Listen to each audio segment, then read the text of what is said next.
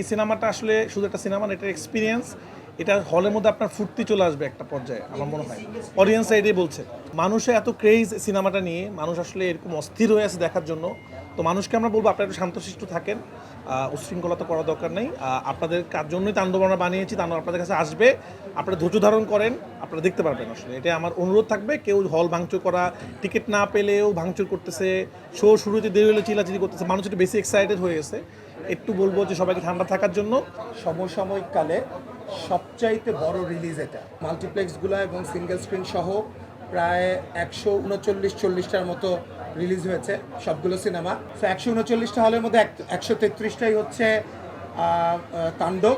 আমার মনে হয় সমসাময়িক কালে এত বড় রিলিজ আমাদের তুফানের সময়ও হয়নি। ময়মনসিংহের ছায়াবাণীতে এটাও একটা বড় হল যেখানে প্রচুর দর্শক সমাগম থাকে।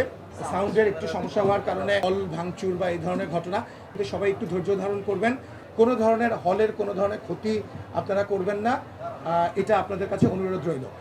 অলরেডি আমাদের ইউএসএতে 15 তারিখে রিলিজ, এবং অস্ট্রেলিয়াতে আমাদের এই 2 উইকসের মধ্যেই রিলিজ হবে। আমাদের ইটালি, সুইডেন, ডেনমার্ক, ইউরোপের যতগুলো আছে, গালফের যতগুলো দেশ আছে, প্রায় 7-8টা দেশ, আপনার ইউএই থেকে শুরু করে জর্ডান থেকে শুরু করে সব জায়গায়, এবং মালয়েশিয়াতে মোটামুটি আমাদের এটা একটা বিগেস্ট রিলিজ হতে যাচ্ছে। উৎসবকে ঘিরেই হোক বা যা ঘিরেই হোক, ছবি যাতে মানুষ দেখবার চর্চায় থাকে, সেই জন্য আমার মনে হয় তাণ্ডবের অনেক বড় একটা ভূমিকা আছে। দর্শক হিসাবে সিনেমা হলে বসে সিনেমাটা দেখলাম, মানে আমি তো বলবো আমার 200% পয়সা উসুল। আমি খুবই কনফিডেন্ট ছিলাম তাণ্ডব নিয়ে, আমার টিম খুব কনফিডেন্ট ছিল, আমার আর্টিস্টরা খুব কনফিডেন্ট ছিল। আমি জানতাম আসলে কী হবে, এবং তাণ্ডবে আমরা যেটা ঘটিয়েছি এটা বাংলাদেশে হয় নাই, ইভেন আমাদের পার্শ্ববর্তী বাংলা ইন্ডাস্ট্রিতে এটা হয় নাই। খুব নার্ভাস লাগছে অডিয়েন্স রিয়াকশন দেখার পরে, বা অডিয়েন্স যেভাবে করে আসলে আমাদের কাজটিকে ভালোবাসা দিচ্ছিল, এটা দেখার পরে আসলে নার্ভাসনেস চলে গেছে। বান্ডেল থাকলে প্রতি সেনমানিতে টাকা বাঁচবে। বিকাশ সেনমানি বান্ডেল কিনে জিতুন প্রতি লেনদেনে। আমরা জয়াপুর মতো এত গুণী একজন অভিনেত্রীকে পেয়েছি। সব থেকে স্পেশাল ব্যাপারটা হচ্ছে যে শাকিব খানকে পেয়েছি। সো মেগা স্টারের সাথে স্ক্রিন শেয়ার বা আমার কেমিস্ট্রি দর্শক পছন্দ করছে, এটা খুব ভালো লাগছে। যখন আমি বুঝছিলাম যে এখন গানটা শুরু হবে, অনেক নার্ভাস লাগছিল, এবং পাশে তো আমার মানে যে গানটা গেয়েছে ও সাথে ছিল, তো আরও বেশি ভালো লাগছিল।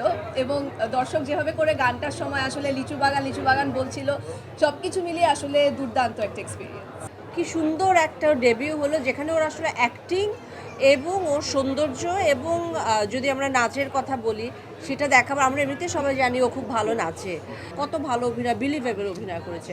আসলে সব কিছু কম্বিনেশন লাগে, আমার মনে হয় অবশ্যই ওর কাছে সেই কম্বিনেশনের জন্য ও প্রপার, মানে এই চরিত্রের জন্য শি ইজ বেস্ট। আমি খুবই লাকি যে আমি এত সুন্দর একটা ডেবিউ করতে পেরেছি। রাফি ভাইয়া আছে, আমাদের মেগাস্টার শাকিব খান আছে, জয়াপু আছে, এবং এত গুণী শিল্পীরা আছে। সেই সাথে আমি প্রীতম এবং জেফারের গানে পারফর্ম করতে পেরেছি, অরিন্দম ভাই এত সুন্দর একটা গানে পারফর্ম করতে পেরেছি, এবং আমাদের প্রযোজনা প্রতিষ্ঠান এত মানে বড় অ্যারেঞ্জমেন্ট করেছে। তো হ্যাঁ, লাকি ফিল করছিলাম অ্যান্ড এক্সাইটেড ফিল করছিলাম। লিচু বাগানের মালিক হচ্ছে প্রীতম হাসান, যে এখন ইউএসএতে ট্যুর করছে। আর আমি অবশ্যই ফিমেলের জায়গাটা আমি গিয়েছি, এবং আমার প্লেব্যাক আসলে আমি তো গান গেলে আমার ফেসই থাকে আমার গান, কিন্তু এই প্রথম প্রপার প্লেব্যাক করলাম, যেখানে হচ্ছে সাবিলা ওর ডেবিউ। মানে এটা খুবই একটা স্পেশাল একটা বলবো, যে আমার ফ্রেন্ড এবং তার একটা ডেবিউ হলো এত বড় আকাশ, এত বড় টিমের সাথে। শাকিব ভাইকে আমার মনে হয় দর্শক এভাবে কখনো দেখে নাই। মানে শাকিব ভাইয়ের যে পারফরমেন্স, শাকিব ভাইয়ের যে অ্যাকশন, শাকিব ভাইয়ের যে অ্যাক্টিং, লুক, সমস্ত কিছু, এটা unless you watch the film, entire film, আপনারা বুঝতে পারবেন না। শাকিব ভাইয়ের তুফান ছিল তার 250তম ফিল্ম, এবং বরবাদ 51তম, এটা হচ্ছে 252তম ফিল্ম ওনার। উনি 252তম ফিল্মে এসে নিজেকে ভেঙে চুরে একদম অন্য একটা জায়গায় নিয়ে গেছে।